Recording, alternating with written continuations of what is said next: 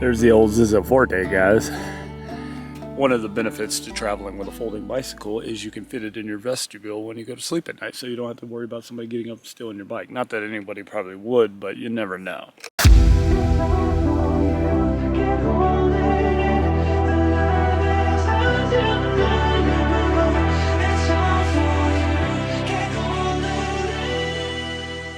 Check out this place, man. It's pretty cool.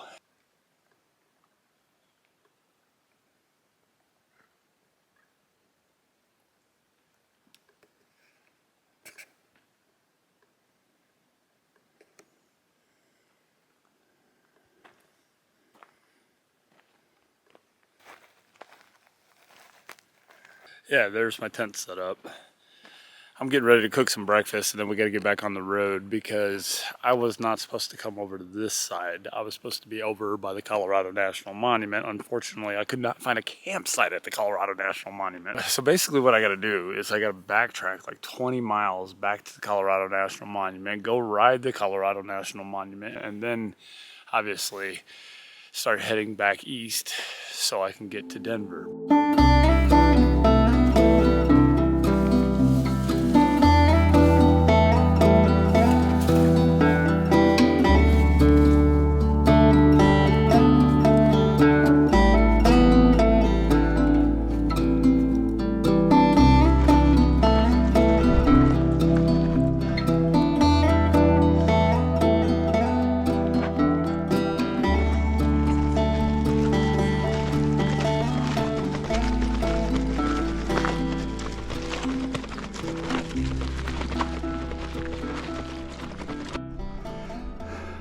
See that mountain range over there, guys?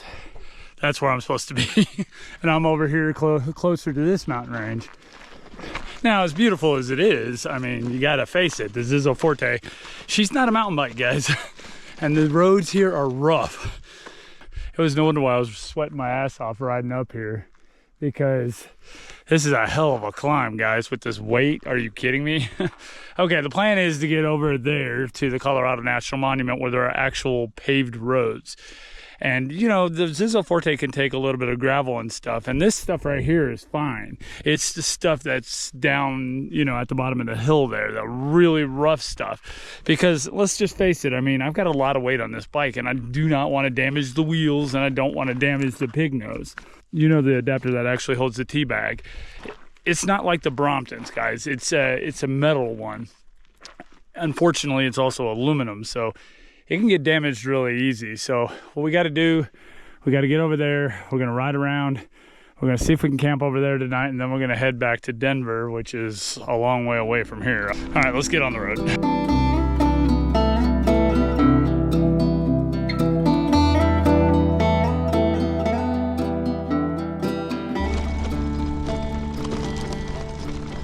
I'm trying to be easy, guys. I don't want to beat up the Zizzo Forte too much. I'd be worried about this on my Brompton or my other bikes. You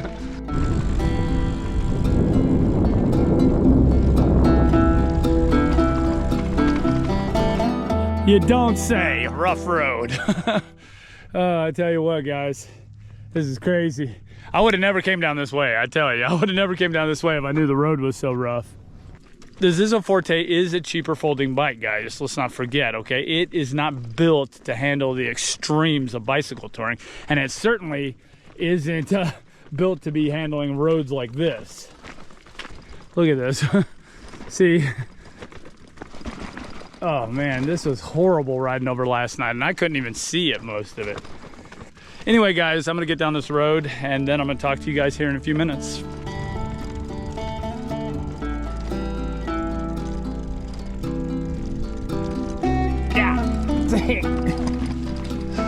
I'm trying to be easy on poor Zizzo here. I feel bad for my Zizzo.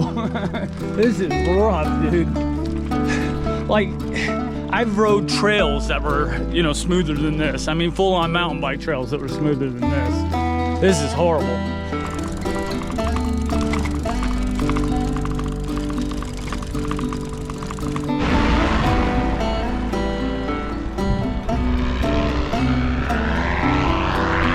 I think that guy was trying to buzz me. That looks like fun, man. I would really love to have a parasail. Oh, God. Just hold together, Zizzle. That's all I'm asking. I know this is tough. I know it's tough, buddy. Hopefully that cloud stays over the sun for a little bit, because I can't move fast enough to stay cool. If I move, I can ride faster. Don't get me wrong, guys. I can ride over this, no problem, but I'm trying not to put too much pressure on this bike. I'm worried about just going this fast. This is just rough. It is extremely rough. I'm just hoping nothing goes wrong with the bike, man. And I wanted to be as easy on the bike as possible because, like I said, I am way away from home and I still got to ride this baby home. So I don't want to beat the bike up too much. Sure, I want to test it, but this is way, way, way, way beyond testing. This is like putting the bike to just torture. Plus, I think I've overloaded this bike. I think I'm beyond the maximum weight limit. So if this bike does break, it's not the bike's fault, it's my fault. It really is.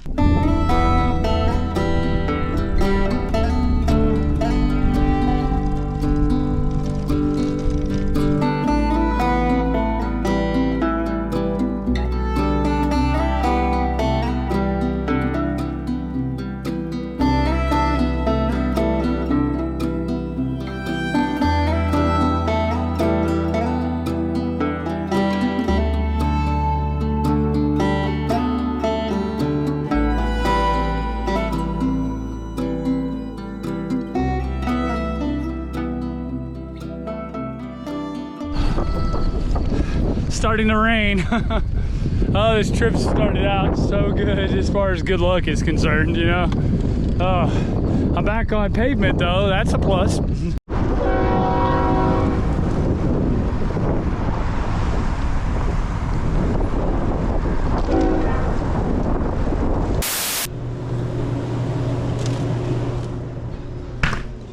There's going to be the Halloween crunches. Yeah, I'm got tired of looking at these guys. All right, guys. Tried to bring the bike in to this gas station, and the guy said, "You can't bring that in here."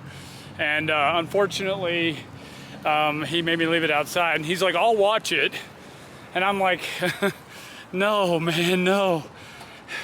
You know how many people say that? You know how many people have had their bikes stolen, especially touring bikes stolen with all their gear in it? I knew a friend of mine, right? He left his bike, and it was the same situation. The guy wouldn't let him bring it in.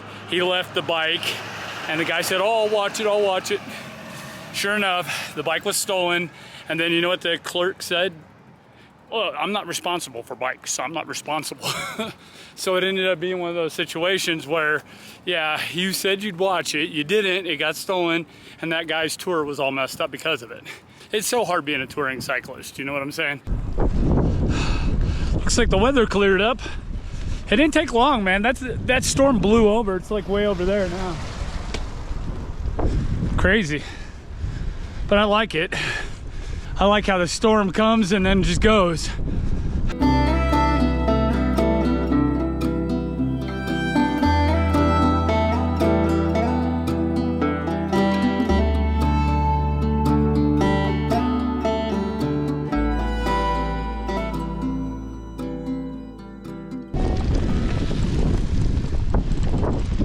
Oh my God, dude. So far, Colorado Grand Junction has been like the worst at finding stuff. Not only are the campsites way out of the way, but they're not really, it's like everybody I see, they're bringing their bikes into the park and they're bringing their bikes into the campsite. There's not too many people I see riding their bikes in there. And it's like these, I don't know what it is with this place, but it's like it led me into this construction yard. It's like I'm trying to find the campsite to get that all squared away for the night, and it's leading me into a freaking construction site. I don't get why it's doing that. See, this is the aggravating thing about bicycle touring, guys. I'm just like ready to pull out my hair. Now it's telling me to go over that bridge that looks like it's nothing more than termites holding hands. It's like, oh yeah, The only thing that would make it better if there were crocodiles in the water. That way when I fall through, I'll get eaten. Eventually.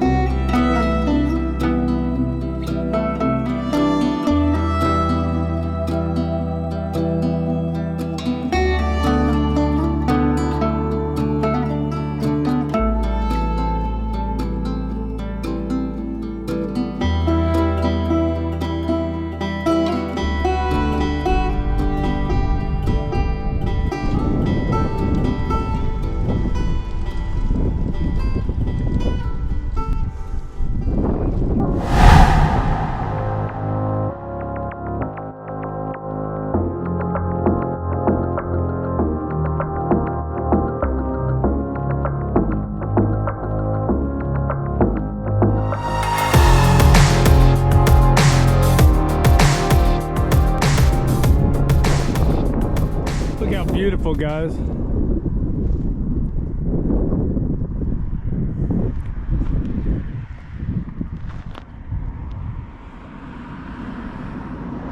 This place is beautiful, guys. It is beautiful.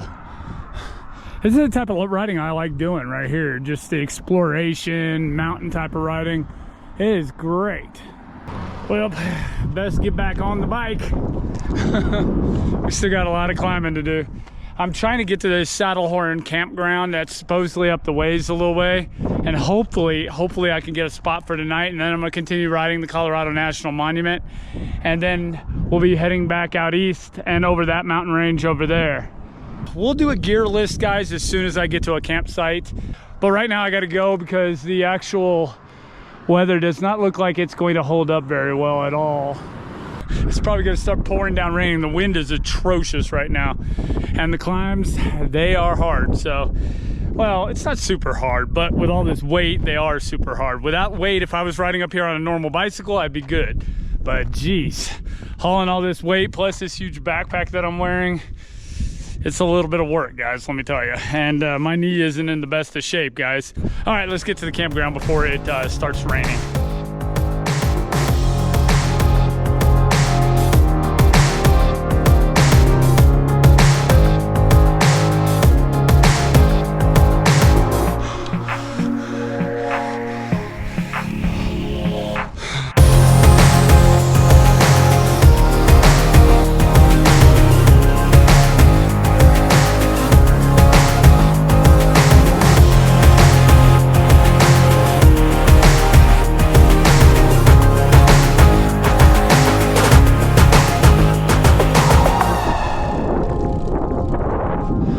Okay, I think I figured this out. I went up to the visitor center and she just said to write my information down on this little card, my credit card number, and stick it in the slot. It's like, okay, whatever, if you say so.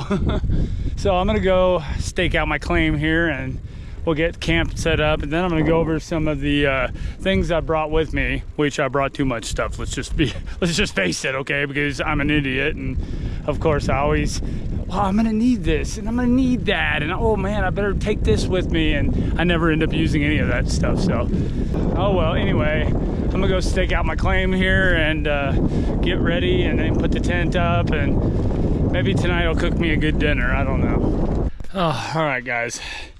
I think we're gonna use this tonight as our campsite. I just wish there was a little bit more shade, but it looks like nobody really has. I mean, there's a little bit more shade over there, I guess, but it is what it is. There's a lot of cloud cover, intermittent clouds, so it's not been too bad, really. Zizzo Fortes so far has been doing really, really well. I'm actually impressed. And guys, let me tell you, there is a lot of weight on that bicycle, a lot of weight. I actually think I overdone the weight a little too much on that bicycle. So anyway, let's get camp set up. I got to go get some water somehow. I got some water in my backpack. I've been carrying like 30 liters of water with me up this hill. Anyway, I got to get things set up.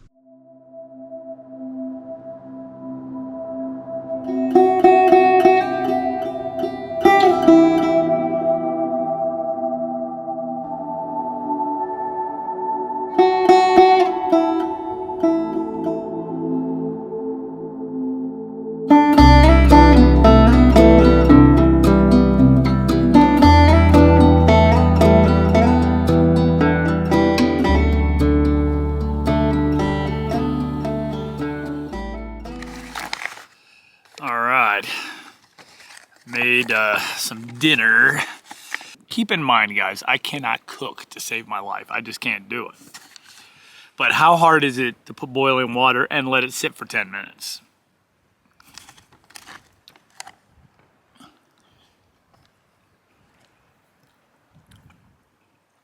Is it supposed to be crunchy? Something ain't right. See, I can't even cook this, man. Yeah, it's kind of crunchy. Maybe I need to let it sit for a little bit longer. I let it sit for the full 10 minutes. Oh well.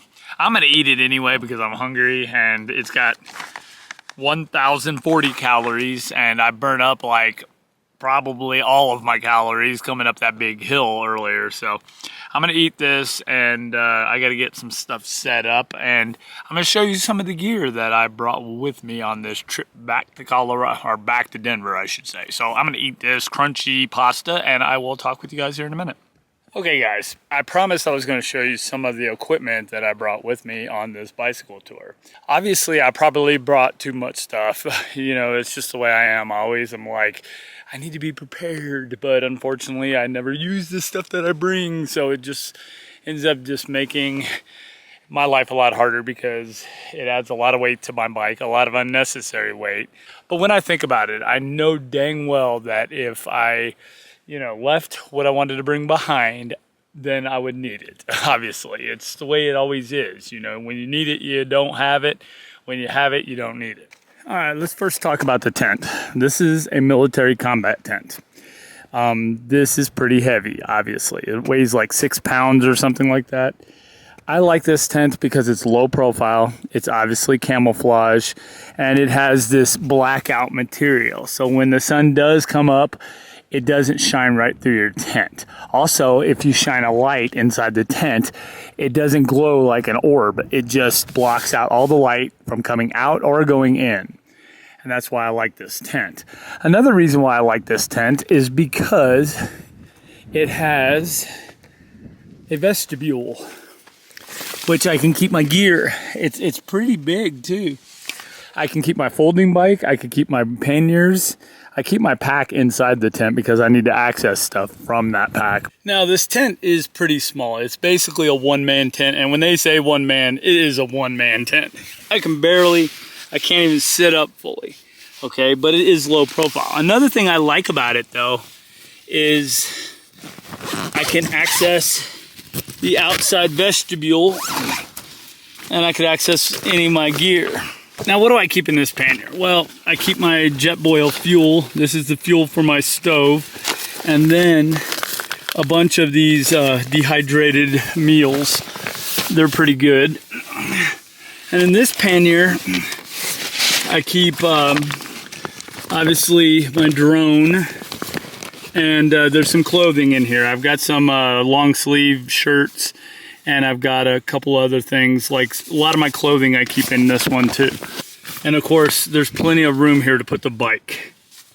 For power, to keep my devices charged, I got the Big Blue. It's a 28 watt solar cell, very light, very compact. And of course, I got the Goal Zero Nomad 10 over here. And I like the Nomad 10 because I can get these flip battery banks, and they attach right to the back right here. I've got a Flip 24 and a Flip 36. And for the most part on the tours, that's pretty much all I need. But sometimes when I use devices that are heavy consumers of electricity, like my iPad, my drone, and a few other things, I need bigger battery packs. Okay, the two battery packs that are my backup battery packs are my Venture 75 by Goal Zero, and of course my Sherpa 100. Okay, these bigger batteries, guys, these bigger batteries, I generally don't have to charge them on an 8 and 9 day tour like I'm on right now. Generally, this one, the Goal Zero Sherpa 100, and the Goal Zero Venture 75 are more than enough power to get me through. I generally don't have to charge them. But when I'm on longer tours, I definitely have to charge them. They both have USB ports, like 2 USB ports and 1 USB-C. The USB-C on both of these is bidirectional, meaning it will output and it will input. And the coolest thing about both of these is they're 60-watt inputs, which means that if I have to charge these up, if the sun isn't shining, I could just plug this into a regular wall outlet and it'll charge within 3 hours. So if I'm getting desperate and there's no sun and it's been overcast for the last 3 days and my battery banks are getting low, I'll just stop at a cafe or a coffee shop or someplace like that and I'll charge these up. But generally on an 8-day tour like I'm on right now, generally I don't have to charge them up. They're more than enough power and they get me through, unless I'm charging a laptop or something like that. But mainly I'm just charging camera batteries, I'm charging my iPad, and I'm obviously charging my phone. One cool feature about the Sherpa 100 is you can actually turn it on. It has an indicator of how charged it is. And this, when you turn this on, it basically powers up the USB ports. But if you turn that off and turn that on, or actually it's backwards, this powers up the USB ports. And of course this one right here is a wireless charging pad. See, it's charging now. And that's pretty cool. This right here is a Sawyer water filter. Last time I was running out of water in the desert. Now there were streams and stuff here and there, but I didn't have no way to filter the water and drink it. So I just told myself, I said, I'm not going through that again this time. So I brought a water filter just in case I can't get to water. You know, I only brought my 3-liter. It's kind of like a backpack worn bladder. That way I can just suck the water out from there. So yeah, that's nice. This right here is a solar powered Lucy light. This thing will last like 24 hours on a single charge. It's fully charged right now because I generally have it on the back of my bike while I'm riding down the road. So this is pretty cool. I use this as a lantern or a tent light, and it lasts forever. I mean, geez, this thing is really good. And you blow it up and then you take out the air and it'll come pack down pretty good. So I like that. I like it a lot. As far as my sleeping bag, as you guys can see, that is a military issue MSS. The coolest thing about this thing is it has 2 parts. It has what they call the green patrol bag, and then it has what they call the winter bag, which is the intermediate bag. When you have both of those bags together, you could sleep in -20 below zero. It's nice. It's heavy though. It's heavy. But it's cool because when I only need the patrol bag, I've got it. If it drops down really cold at night, I've got the winter bag as well. When you're in the mountains, guys, the weather can change so abruptly, and I found that out the hard way. So I want to be prepared, and a lot of cyclists would not carry stuff like this. They would carry just a thin little bag because that's all they need, right? But if the temperature just abruptly changes, they're freezing. And I don't want to freeze overnight, especially when I'm sleeping. I just don't want to. My inflatable pillow, you guys might like, because I gotta have a pillow. I can't sleep with my head cocked like that. I've got neck problems. I've had neck problems for a long time. My pillow is an inflatable Nemo. It's called a brand called Nemo. It's nice because I can blow it up. It's cool because it's got a reversible bag right here that comes out, like this little bag right here. It comes out, and once you deflate the pillow, you store it in this bag, and it compacts down really, really small. But it's cool because obviously you could have a pillow and you don't have to keep your head on the ground. Generally, guys, I like to keep all of my gear inside my tent. I don't like anything being left out just in case there's somebody wandering around, nobody steals my bike or nobody steals my gear. My backpack that I wear is over here in the corner. That way, if I have to access anything, it's right there. My tea bag is right here. Now, I keep my batteries and things I want to access in this portion of the tea bag right here. Those batteries that I just showed you, the Venture 75 and the Sherpa 100, I keep in there. This is obviously my cup holder. I keep some miscellaneous items here. Now, inside the tea bag, I have some You know, this is made by REI, or it's an REI branded. This is a washcloth. I use it sometimes. I also keep some of these Cottonelle wet wipes. That way I can wipe my hands and wipe my legs off so I don't look like a dirty mess all the time. I do have one of these bags I keep all my cords and my lights for my bicycle and stuff in. That's just my tent stuff. I do have stuff for GoPro lights and extra GoPros and stuff like that.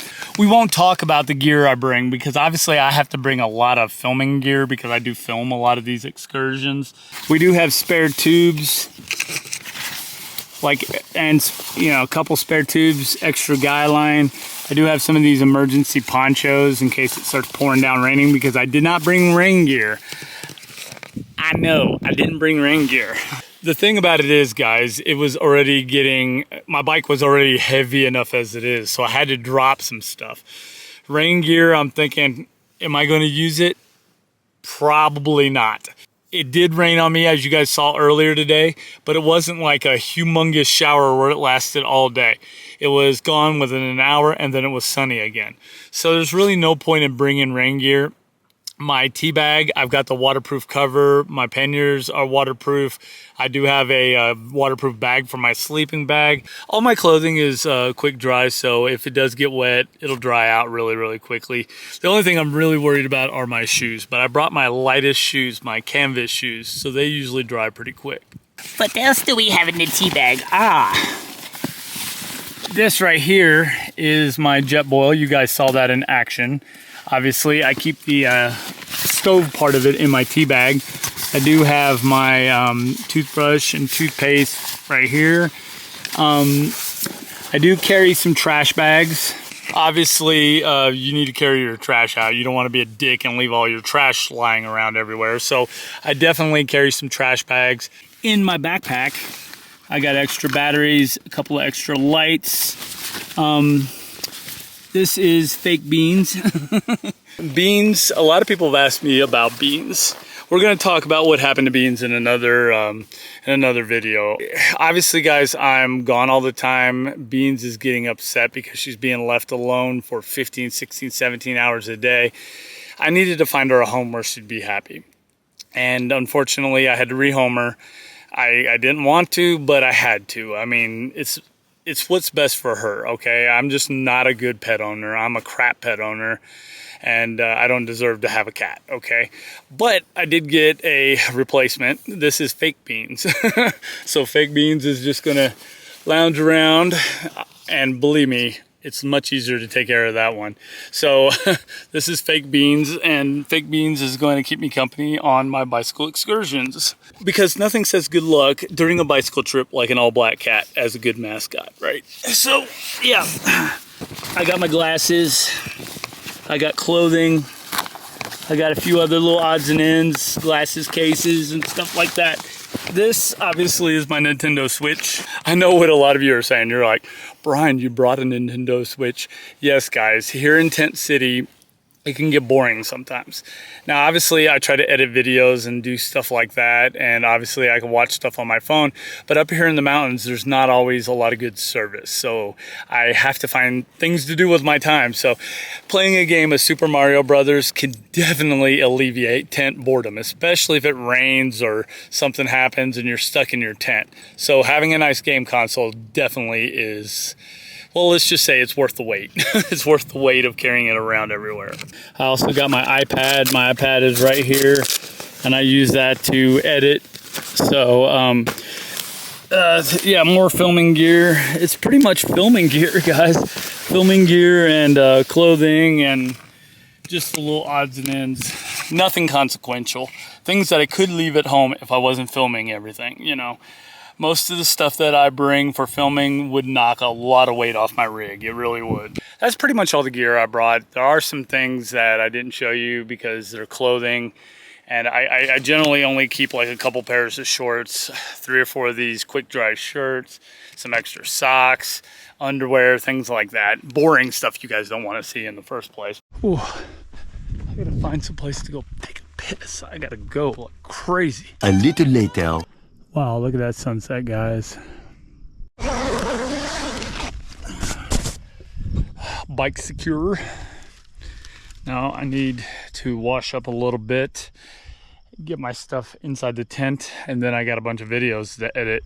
So I'm gonna go wash up. I'll talk to you guys here in a little bit, and I'll close out the video. All right, guys, it is about time to bed down for the night. Anyway, I got a few things to do, but I'm gonna lay here until I get tired and fall asleep. Fake beans watching over me. So I guess it's been a day, and hopefully tomorrow will be a better day. Thanks for watching, guys, and I'll see you tomorrow. Bye.